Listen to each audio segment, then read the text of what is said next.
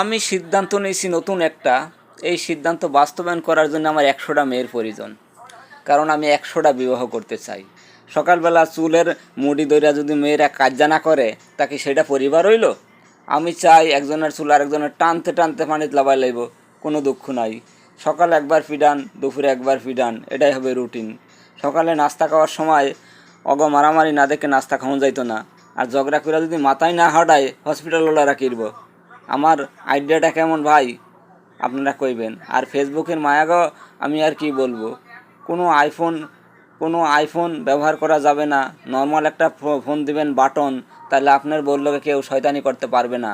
আমার আইডিয়াটা কেমন জানাইবেন।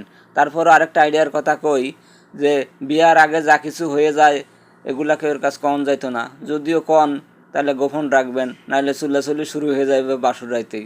সাবধান, সব কিছু থেকে অপমান হয়েন না। সবাই সাবধান, মনে মনে ভাবেন আইডিয়াটা কেমন।